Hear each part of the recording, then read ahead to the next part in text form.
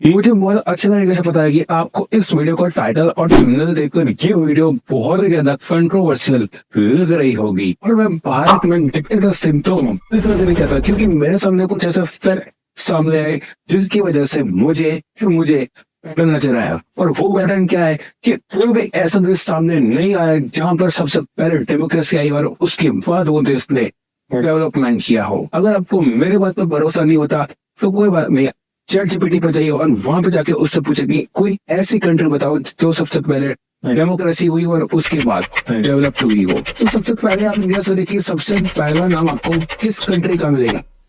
जी हाँ, आपने बिल्कुल सही गेस किया, इट इज इंडिया। और इंडिया किसी भी लिहाज से डेवलप्ड देश नहीं है।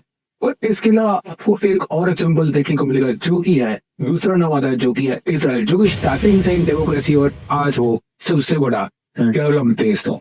और इसके अलावा आपको जितनी भी कंट्रियां देखने को मिलेगी वो सबसे पहले यहाँ पर डेवलप हुई है, उसके बाद कहीं जाकर कई अच्छी खासी डेमोक्रेसी हुई है। क्या इसका मतलब ये है कि डेमोक्रेसी डेवलपमेंट के रास्ते में एक बड़ा हथौड़ा बन जाती है? क्योंकि ऐसे बहुत सारे एग्जाम्पल हमारे ही देश में आपको देखने को मिलेंगे, क्योंकि हमारी देश की जितनी भी जनता है उनके सबके विचार एक जैसे बिल्कुल भी नहीं हो सकते। और जब भी कोई सरकार को अच्छा काम करने जाती है, कोई अच्छा चीज करने जाती है, तो कोई ना कोई आके यहाँ पर प्रोटेस्ट कर ही देता है। और ऊपर से ना हमारी जनता इतनी ज्यादा डिसिप्लिन है और ना ही उन्हें कोई सिविक सेंस है। डेमोक्रेसी करने की चीज है। और हमारे देश की जनता में कुछ लोग ऐसे हैं जो वो बार बार ये बताते हैं कि हम यहाँ पर डेवलपमेंट को हमारे देश में, हमारे देश की जनता में भी सारे लोग ऐसे हैं जो कि चिल्ला कर यहाँ पर बता रहे हैं, दिखा रहे हैं उनकी हरकतें कि वो यहाँ पर उनकी हरकतें कुछ ऐसी है जो कि डेमोक्रेसी को अभी भी नहीं कर सकती है। पॉलिटिशियंस को भी पता है कि कुछ हम बड़ा करना चाहेंगे, कुछ लॉन्ग टर्म का करना चाहेंगे तो हमें ये बार वोट नहीं मिलेगा। अब एक हाल ही का उदाहरण देख लीजिए, कांग्रेस ने प्रॉमिस किया था, आम आदमी पार्टी ने भी ने चुनाव प्रचार में प्रॉमिस किया था, बीजेपी लेकर आ गई तो यहाँ पर प्रोटेस्ट होना शुरू हो गया। और फिर यूपी इलेक्शन नजदीक आ गया, फिर में प्रोटेस्ट खत्म नहीं हो रहे थे, इसलिए यहाँ पर गवर्नमेंट ने इस लॉ को वापस खींच लिया। हर इकोनॉमिस्ट यही कहता है कि जो फार्म लॉस में जो बदलाव हुए थे वो बहुत ही ज्यादा जरूरी थे। इतने यहाँ पर प्रोटेस्ट के बाद आपको कोई भी यहाँ पर सपोर्ट नहीं मिलेगा, क्योंकि हर एक पॉलिटिशियन पार्टी ने यहाँ पर अपने वोट बैंक रखे हुए हैं। मुझे एक बात बताइए, हमारे देश में हर रोज रिटर्न रन के कितने ज्यादा केसेस होते हैं? अब एक बात सोच कर देखिए कि कोई ऐसा रूल आ जाए कि जिस दिन भी हिट एंड रन वाले जैसी हरकत की है तो वो पुलिस तो बताए बगैर नहीं जा सकता, या फिर उसको जिसको हिट किया है उसको हॉस्पिटल पहुंचाए बगैर वो वहां से नहीं जा सकता। तो कितना ज्यादा अच्छा होता, इतने जाने में चलते कितना अच्छा हो जाता। वो ये सुनता शौक लगेगा, सरकार ऐसा रूल लेकर आई थी, लेकिन 400 तक वालों ने यहाँ पर प्रोटेस्ट करना स्टार्ट कर दिया, सारा ट्रांसपोर्टेशन चेन रुक गया। फिर सरकार को इस लॉ को वापस खींचना पड़ा। और कोई बात नहीं, मुझे ऐसा लगता है कि हमारी सरकार के लिए, हमारी डेमोक्रेसी और फ्रीडम राइट्स सरकार के लिए एक बड़ा हैमर बन जाती है। जब तक आप लोगों के लिए शॉर्ट टर्म काम करना स्टार्ट करोगे तब तक आपको वोट अच्छे तरीके से मिलने लगेगी, लेकिन जैसे आप रेडी लॉन्ग टर्म का काम शुरू करोगे वैसे आपको वोट मिलना बंद हो जाएगा। और फिर क्या, हैमर जिंदाबाद। इसलिए हमारे पॉलिटिशियन इतने ज्यादा ऑपोजिस्ट है और वो यहाँ तक कर पाएंगे अगर हमारे देश का नुकसान भी हो जाता है तो वो पीछे नहीं हटते, वो ऐतराते नहीं। इसलिए डॉक्टर फिमित सब आम्बेडकर भी मानते थे कि भारत में डेमोक्रेसी जैसी चीजें ज्यादा नहीं चल सकती। इस वीडियो को बहुत ज्यादा ध्यान से जरूर देखना, क्योंकि मैं इसमें कुछ ऐसे टॉपिक्स की बात करने वाला हूँ जिसकी वजह से आपको ये लग सकता है कि ये थोड़ा कंट्रोवर्शियल है, इसलिए इसको थोड़ा और माइंड से सुनना और ये आपको 100% सोचने पर मजबूर कर देगा। ये मेरा वादा है। अगर आपको पसंद नहीं आता, अगर आपको मेरा ओपिनियन अच्छा नहीं लगता तो आप मुझे कमेंट में अपना ओपिनियन भी बता सकते हैं। आप एक बार सोच कर देखिए, कोई एक ऐसी कंट्री जिसमें लगातार कोई ना कोई कॉन्फ्लिक्ट चलता ही रहता है, चाहे वो रिलीजन की लड़ाई हो, चाहे वो स्टेट की लड़ाई हो, चाहे वो लैंग्वेज की लड़ाई, जहाँ के सभी लोग एकदम वॉर के मूड में हो। क्या आप सोच सकते हैं कि वो देश, वो कंट्री कभी डेवलप हो सकता है? क्या ऐसे देश के लोग प्रोडक्टिव हो सकते हैं? क्या ऐसे देश के लोग क्वालिटी ऑफ लाइफ हो सकते हैं? भारत और भारत जैसे काफी सारे देश है जो कि सही से डेवलप नहीं कर पा रहे हैं, वहां पर ऐसा ही माहौल है। पाकिस्तान, बांग्लादेश, नेपाल और अफ्रीकन कंट्रीज और लैटिन अमेरिकन कंट्रीज भी इसमें शामिल है। ये सारी की सारी कंट्री लिमिट ऑफ डेमोक्रेसी है और दुनिया के सामने ये पूरी तरीके से एक डेमोक्रेसी कंट्री है। और आप इसके बजाय कुछ ऐसी कंट्रीज पर नजर डालो जो कि सही में डेवलप कंट्रीज है, जैसे कि साउथ एशिया को ले लो, हाल का एग्जाम्पल वियतनाम को ले लो। अभी ये टूरिज्म के लिए काफी ज्यादा पॉपुलर हुआ था, लेकिन ये कंट्री ने वॉर वाले दिनों का सामना बहुत अच्छे तरीके से किया है। यहाँ पर 1955 से लेकर 1975 तक अमेरिका और सोवियत यूनियन के बीच में बहुत भयंकर युद्ध यहाँ पर छिड़ा हुआ था। वहीं पर ऐसे हालत थे, वहां पर एक प्रॉक्सी वॉर चल रहा था, जिसकी वजह से देश पूरी तरीके से उजड़ गया था। वहां के लोग मालदीव से होकर दूसरी कंट्री से भाग रहे थे, लेकिन आज वियतनाम सबसे फास्टेस्ट ग्रोइंग कंट्री एशिया में से एक बन चुका है। बहुत अच्छी इकोनॉमी के साथ साथ फास्टेस्ट ग्रोइंग और अपने खुद के मैन्युफैक्चरिंग के साथ आज वियतनाम की पर कैपिटा माइंड यहाँ पर इंडिया से 1.5 गुना ज्यादा, जैसा कि आप अपनी स्क्रीन पर देख सकते हैं। और चाइना से जितनी भी अमेरिकन कंपनी, कोई भी कंपनी हो बाहर जा रही हो, वो सबसे पहले चाइना से बाहर जाने के बाद वो सबसे पहले वियतनाम को पसंद करती है। भारत में बहुत सारे ऐसे लोग जो कि टूरिज्म के लिए गोवा से ज्यादा आज वियतनाम जाना पसंद करते हैं, लेकिन ऐसा क्यों है? अब बहुत सारे लोग कहेंगे कि वो देश भारत से काफी ज्यादा सस्ता है, लेकिन इसलिए नहीं कि सस्ता देश है, लेकिन बल्कि इसलिए, जी हाँ, सस्ता है इसलिए लोग जा भी रहे, लेकिन सस्ते दाम में उनको क्वालिटी ऑफ लाइफ यानी कि बहुत अच्छी सर्विस मिलती है, वो भी कम बजट। देखिए वहां पर गंदे बीचेस नहीं है, जगह जगह पर कूड़ा नहीं पड़ा होता, जगह जगह पर आपको स्ट्रीट डॉग घूमते हुए नहीं दिखेंगे। देखिए वहां पर लोगों को बेसिक सिविक सेंस है, ट्रैफिक रूल बहुत अच्छे तरीके से फॉलो होते हैं, जिससे आप टूरिस्ट स्पॉट पर पहुंचोगे आपके बैग नहीं खींचने लगेंगे आपको, और सामान बेचने के लिए आपके पीछे नहीं पड़ जाते। इकोनॉमिक फ्रंट की बात करें, किसी भी ब्रांडेड स्टोर में जाके देखना, आपको 100% जो प्राइस टैग होता है उस पर आपको मेड इन वियतनाम लिखा हुआ आपको अब नजर आने लगेगा। यूनिक्लो, एडिडास, नाइकी, कैब जैसे बड़े बड़े कंपनियां भारत में वियतनाम से ही कपड़े इंपोर्ट करके बेचती है। तो हमने चाइना से अपनी जो मैन्युफैक्चरिंग की जो पूरी तरीके से हम डिपेंड थे, जो हमने खींचना शुरू किया था, वो हमने खुद की पीठ थपथपाई थी। लेकिन अब हमारे देश में से पूरी तरीके से यहाँ पर जो मैन्युफैक्चरिंग का जो दौर था वो एक तरीके से कहे तो खत्म होने को है, और वियतनाम पे ये पूरा का पूरा डिपेंड हो चुका है। अब देखिए मेरे कहने का मतलब है कि वियतनाम अब हमारे सामने कॉम्पिटिटर बन चुका है। टूरिज्म और मैन्युफैक्चरिंग में हमें बहुत ही ज्यादा बढ़िया कॉम्पिटिटर हमें मिल गया है, बहुत अच्छा कर रहा है हमसे, तो अब हमें भी ऐसा करने की बहुत सख्त आवश्यकता है। और इंडिया और वियतनाम का जीडीपी ग्रोथ नंबर देखो तो दोनों में ज्यादा अंतर नहीं है, लेकिन अगर एक प्रोड रिएक्शन देखे तो आपको इंडिया और चाइना दोनों से ज्यादा आपको वियतनाम का मिले, यानी कि वियतनाम ने अपने देश में रहने वाले लोगों को पोवर्टी से सबसे ज्यादा बाहर निकाला है। अगर वहां की पॉलिटिकल सीन की बात करें तो वो यहाँ पर अथॉरिटिकल यहाँ पर सिस्टम चलता है, यानी कि चाइना की तरह वहां पर सिर्फ एक ही पार्टी का रूल चलता है, और सारे के सारे जो स्टेट है वो, यानी कि सारे का सारे स्टेट, सारे का सारे मीडिया से लेकर सभी चीज स्टेट कंट्रोल है। ठीक है, ऐसा अगर कहने जाए तो वियतनाम तो एक सोशलिस्ट कंट्री है, इन्होंने 1986 में इकोनॉमी को रिफॉर्म्स कर दिया, और उन्होंने चाइना की तरह अपनी जीडीपी जो ग्रोथ होती है उसको ओपन कर दिया था,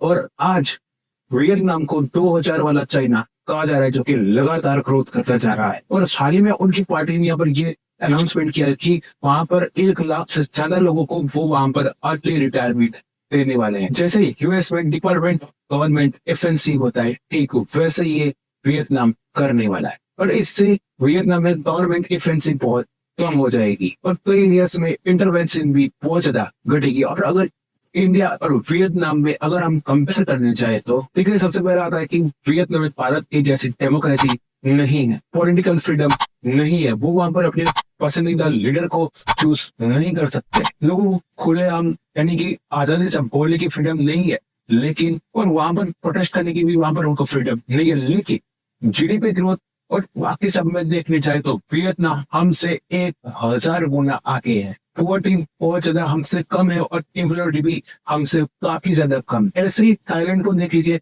थाईलैंड की जीडीपी है $8,000, हमारी कितनी है? सिर्फ $2400। थाईलैंड का तो भाई अब आपको क्या ही बताना, थाईलैंड का तो आप सब जानते हैं कि वो टूरिज्म और एक्सपोर्टेशन के लिए बहुत काफी ज्यादा फेमस है। देखिए अगर हम ऐसा मानते हैं कि थाईलैंड में फ्रीडम है, डेमोक्रेसी है, तो ऐसा नहीं है।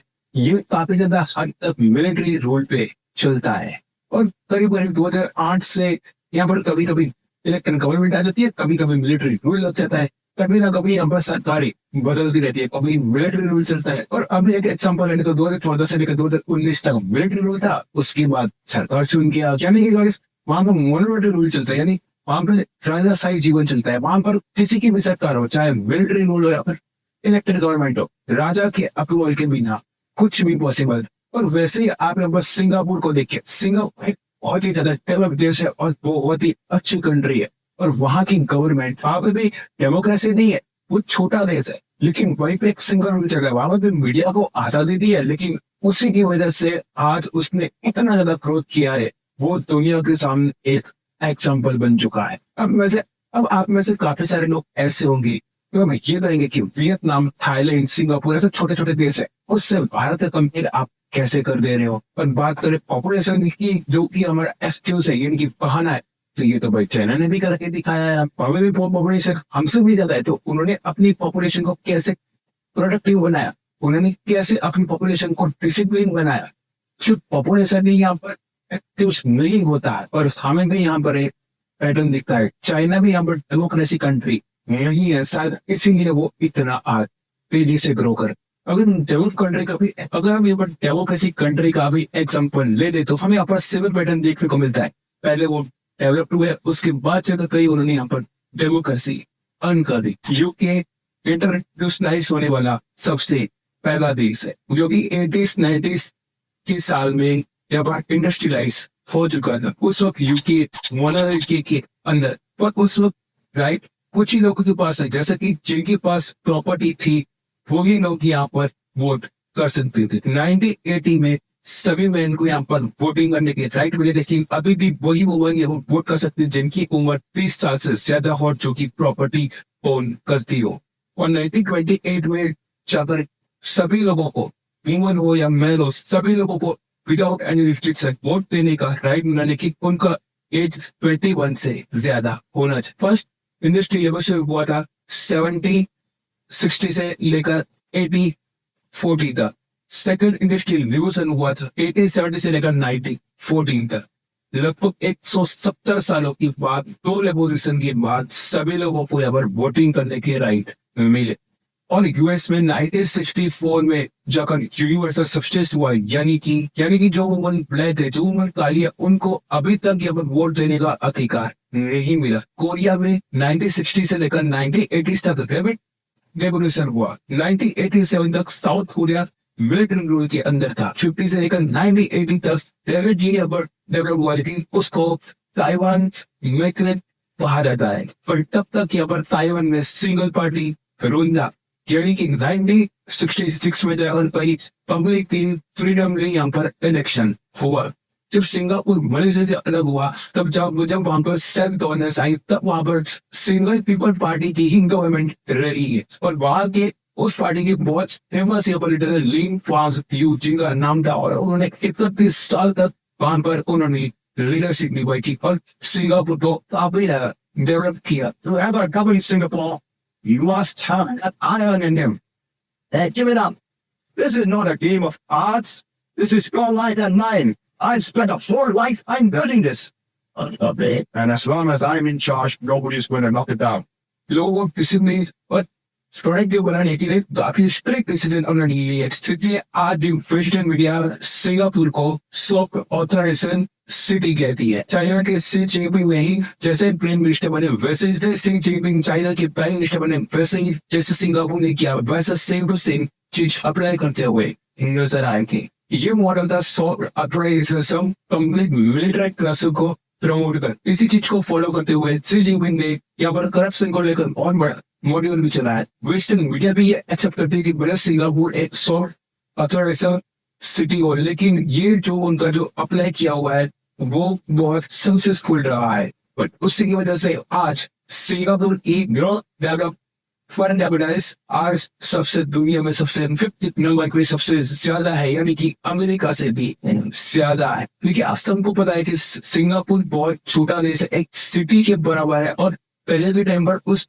वो केवल स्टेबल भी नहीं था, और आज यहाँ पर इतना ज्यादा डेवलप्ड है, बहुत ज्यादा ग्रोथ किया है, और पूरी दुनिया में जीडीपी के मामले में सबसे पहले नंबर पर आता है। ये बहुत इमेजिबल बात। ऐसे जापान, इटली, जर्मनी और मिडल ईस्ट भी फुल सभी देशों में या तो मिलिट्री थी या तो फिर मिलिट्री इन्वेंटरी, ये सब चीज डेवलप हुए हैं। और यहाँ पर क्या हुआ हमारे साथ कि सबसे पहले भारत यहाँ पर आजाद हो गया और फिर जाके यहाँ पर कहीं डेवलपमेंट की बात होने लगी। पर जितना हमें मुश्किल हमें डेमोक्रेसी में नहीं हुआ, उससे इतना चैलेंजिंग था हमारे लिए डाइवर्सिटी। तो डाइवर्सिटी जितना ज्यादा हमारे लिए फायदेमंद है, प्रॉफिटेबल है, उससे कई ज्यादा ये हमारे लिए चैलेंजमंद है। पर जितने मैंने आपको एग्जाम्पल दिया वो सभी डाइवर्सिटी नहीं है, वो सभी एक समान है। अगर हम डेमोक्रेसी के देखने जाए या फिर डेवलपमेंट में देखने जाए तो वो सभी एक समान। चाइना की केस में बहुत बड़ी एडवांटेज की बात है, क्योंकि चाइना एक कम्युनिस्ट कंट्री है, यानी कि चाइना की 94% पॉपुलेशन हान यूनिवर्सिटी थी, और हमारे यहाँ पे हर 100 किलोमीटर पे अलग भाषा, अलग रिलीजन, अलग चर्च, सब कुछ अलग अलग आता है। और धर्म के नाम पर तो हमारे साथ बहुत ज्यादा डाइवर्सिटी है, और कास्ट में तो मैं क्या ही बताऊँ, बहुत ज्यादा यहाँ पर डाइवर्सिटी है। इसीलिए भारत को यहाँ पर अवन करना बहुत ज्यादा मुश्किल हो जाता है, क्योंकि सभी के अनुसार एक जैसे कोई सरकार फॉर्म लो लेके तो सबसे ज्यादा प्रोटेस्ट पंजाब में होने लगी, और उसके बाद धीरे धीरे यूपी बिहार में फैल गए, और उसके बाद सरकार को ये लोग वापस लेना पड़ा। तीन स्टेट के अलावा और कोई स्टेट के फार्मर्स तो यहाँ पर प्रोटेस्ट कर ही नहीं रहे थे। ऐसे मैंने आपको फीड एंड रन का यहाँ पर एग्जाम्पल दिया था स्टार्टिंग, और जो मैंने लो बताया था फीड एंड रन का था, उसके हिसाब से ये होता है कि अगर किसी ने फीड एंड रन जैसी घटना करी है, ऐसा कोई चीज किया है, तो वो पुलिस को बिना बताए, बिना इन्फॉर्म किए वहां से नहीं भाग सकता। अगर कोई ऐसा करता है तो उसको 10 साल की सजा या फिर उसको जुर्माना लग सकता है। अब आप ये सोचोगे कि इसमें कौन ही बड़ा एक्सक्यूज करेगा, तो आप यकीन नहीं करोगे हमारे इतने बड़े महान देश में यहाँ पर जो ट्रक ड्राइवर्स है उन्होंने यहाँ पर एक पूरी की पूरी हड़ताल कर दी थी। पूरी जो ट्रांसपोर्टेशन चेन थी वो ठप हो गई थी, ऑयल, पेट्रोल, ऐसी चीजों की कमी पड़ गई। उसके बाद आखिर में सरकार को जेल लो वापस देना पड़ा। CAA, जिससे इंडियन मुस्लिम से का कोई लेना देना नहीं था, लेकिन उनको ऐसा फील हो रहा था कि उनके साथ कुछ गलत होने वाला है। ह्यूमन राइट ऑफ कास्ट से पर भी ऐसे प्रोटेस्ट हुए। जब तक उद्धव ठाकरे की सरकार बनी तब तक ये हमारे पेड़ कट चुके थे, लेकिन फोकस को अप्रोच करने के लिए ये प्रोजेक्ट कैंसिल कर दिए। और आप यकीन नहीं करोगे, ये ऐसे लोग थे जिनका मेट्रो से दूर तक फोन का नहीं था, उनके पास बहुत सारी लग्जरिया गाड़ी थी, जो खुद यहाँ पर वो लग्जरिया गाड़ी चलाते, खुद यहाँ पर पॉल्यूशन चल रहे थे, और बेचारे जो लोकल ट्रेन में लटक के जा रहे थे उनके ऊपर ये चीज बहुत ज्यादा सावी बन गई, मुसीबत बन गई कि भाई ये प्रोजेक्ट अब डिले हो गया, और उन्होंने ऐसे करके वो प्रोजेक्ट बहुत डिले करवा दिया। केरला में इंडस्ट्रीज नहीं आ पा रही है, उनकी वहां की यूथ को बेंगलुरु, चेन्नई या फिर मिडिल ईस्ट में जाके काम कर सरेंगे। तमिलनाडु और कनाडा हवन पर के यहाँ पर फॉरेन इन्वेस्टमेंट अट्रैक्ट हो रही है। क्यों? क्योंकि वहाँ की जो यूनियंस जो है वो यहाँ पर तभी भी यहाँ पर प्रोटेस्ट करने थे, इसलिए यहाँ पर जो कोई भी यहाँ पर इन्वेस्ट करना नहीं चाहता। आप खुद सुन लीजिए ससुर थरुण जी क्या कह रहे हैं। Because Kerala has hartals all the time at the drop of a hat, and they're conducted with no regard for other people's well-being. There are old people on their way to hospital who have been prevented from going. There are students on their way to exams who have been prevented from going. People on their daily commute who've not been allowed to board buses. And it's truly sickening, these things happening. I think it should be outlawed. क्योंकि वहाँ पर language का problem चल रहा है, वहाँ पर लोग जाकर पत्थर मार रहे हैं, और मणिपुर का तो आपको पता ही है कि हमारी इतनी स्ट्रॉन्ग सरकार है, वो भी यहाँ पर इसका सोल्यूशन नहीं ला पा रही है। फ्रीडम स्पीच के नाम पर यूनिवर्सिटी में ग्रीन वॉश हुए स्टूडेंट यहाँ पर आतंकवाद का बड़े के नारे लगा रहे हैं, उसके बाद वो लोग पॉलिटिक्स में भी आ जाते हैं। जो लोग टेररिस्ट के नाम पर जेल में है, जिनके ऊपर UFPA लगा है, वो लोग यहाँ पर खालिस्तान की मांग कर रहे हैं, और वो लोग जेल में से बैठ यहाँ पर इलेक्शन लड़ रहे हैं और जीत भी जा रहे हैं। ऐसे एग्जाम्पल मुझे ब्यूटी ऑफ डेमोक्रेसी तो बिल्कुल भी नहीं, बल्कि टू मच डेमोक्रेसी लगता है मुझे। और ऐसे तो कोई वेस्टर्न कंट्रीज में भी नहीं होता होगा जो स्टेट को 4 तक का अनाउंस कर चुके हैं, वो उनको इलेक्शन लड़ने दिया जा रहा है और लोग उनको जीता भी रहे हैं। वो के लिए दबा के फ्रीबीज दी जा रही है, जबकि सबको पता है कि ये परमानेंट है, क्योंकि सभी पार्टी को पता है कि फ्रीबीज के बिना इलेक्शन जीता ही नहीं जा सकता। फ्रीबीज की लालच देकर या फ्री मिस का लालच लेकर उस स्टेट का फिजिकल टेस्टिंग के बिगड़ जाता है। इसी फिजिकल टेस्टिंग की वजह से अगर कोई भी बड़ा इन्वेस्टमेंट का काम नहीं हो, हमारी मेजॉरिटी पॉपुलेशन ना ही डिसिप्लिन है ना ही प्रोडक्टिव है। नई नई बनाई ट्रेन पर भी आज भी पत्थरमारी होती है। आजाद होने की यानी कि डेमोक्रेसी होने के 75 साल के बाद भी आज हमारे देश के लोगों में सिविक सेंस नहीं।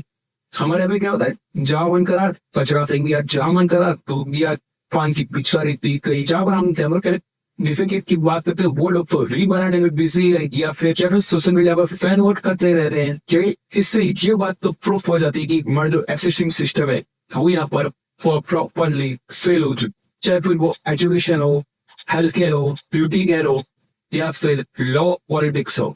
क्या हम अभी ये कह सकते हैं कि भारत यहाँ पर डेमोक्रेसी के बनने के लायक नहीं हुआ या फिर करंट सिस्टम ये वर्क नहीं कर रहा है, तो क्या हमें ऑर्गेनाइज ढूंढने चाहिए? देखो भाई, मैं ये बिल्कुल भी नहीं कहता कि हमें डेवलप करने के लिए हमें डिक्टेटरशिप की जरूरत है या फिर मिलिट्री रूल की जरूरत है। अगर आपको इस एग्जाम्पल चाहिए, हमारा पड़ोसी मुल्क पाकिस्तान इसका बहुत बड़ा एग्जाम्पल है। वहां पर भी मिलिट्री रूल थे लेकिन वो यहाँ पर डेवलप नहीं कर पाया, उल्टा दलदल में फंसता रहा। और ऐसे हमको बहुत सारे देश देखने को मिल जाएंगे क्योंकि हमें यहाँ पर स्ट्रॉन्ग सिस्टम की जरूरत है। और इसका जीता एग्जाम्पल हमारे सामने ही है। जैसे ही यहाँ पर कुछ लोग कहते थे कि कुछ भी हो रहा है, किसी की भी सरकार 370 को हाथ नहीं लगाने देंगे। जैसे ही सरकार बदली, उन्होंने अपने पावर का यूज किया और देखिए 370 हटा दी उन्होंने। अगर मेरे हिसाब से देखिए तो ये एक स्ट्रॉन्ग सिस्टम यानी कि स्ट्रॉन्ग सरकार का ये एक मिसाल है, क्योंकि अगर ये लोग बात करते रह जाते तो ये जिंदगी हर काम भी ये प्रॉब्लम सॉल्व है। यही वो बात है भाई, ये तो डेमोक्रेसी है। क्या पता सेंटर में कोई ऐसी गवर्नमेंट आ जाए अपने वोटर्स को अच्छा लगाने के लिए, अच्छा दिखाने के लिए वो फिर से 370 को विस्टोर कर ले। ऐसे छोटे मोटे प्रोजेक्ट में तो होता ही है कि पहली सरकार जो चल रही है वो कोई प्रोजेक्ट का अनाउंस कर रही है, पैसे लगा रही है, समय लगा रही है, लेकिन जैसे सरकार बदली, नई सरकार आई, वैसे ही अफवाह मार के उस प्रोजेक्ट को कैंसिल कर दिया। मेरा ये वीडियो बनाने का मकसद इतना है कि मैं कॉन्वर्सेशन स्टार्ट कर सकूं। क्या हम भारत को बहुत अच्छे तरीके से डेवलप कर सकते हैं? क्या सिंगापुर लाइक जैसा भारत में चल सकता है या फिर जैसा चल रहा है वैसा चलने देना चाहिए? आपको क्या लगता है? अपना ओपिनियन कमेंट में जरूर बताए तो मेरे साइड होगा। कोई वीडियो पसंद आएगा, वीडियो को लाइक जरूर करना। क्या वीडियो को देख रहे वीडियो को जरा सा पसंद है, चैनल को सब्सक्राइब जरूर कर देना और अपना ओपिनियन कमेंट करना ना भूले। तो एक और बार मैं कह देता हूँ कि मेरा ओपिनियन मैंने अगर अपना दिया है तो गाइस इस वीडियो को मैं लाइक किए रखता हूँ 2000 लाइक्स का। और गाइस सपोर्ट करेगा कि गाइस इस वीडियो को बनाने में मुझे यहाँ पर 15 दिनों का वक्त लगा है, बहुत मेहनत रखी। तो गाइस मेरी मेहनत को सपोर्ट जरूर नहीं होगा साइड। और कोई वीडियो पसंद है मैं बोलता हूँ नेक्स्ट वीडियो के साथ। अगर आपको जानना है अदालत सीरियल बंद क्यों हुआ तो आप यहाँ पर क्लिक करके देख सकते हो गाइस। और कोई वीडियो पसंद है तो मैं बोलता हूँ नेक्स्ट वीडियो को सब तक की जय हिंद।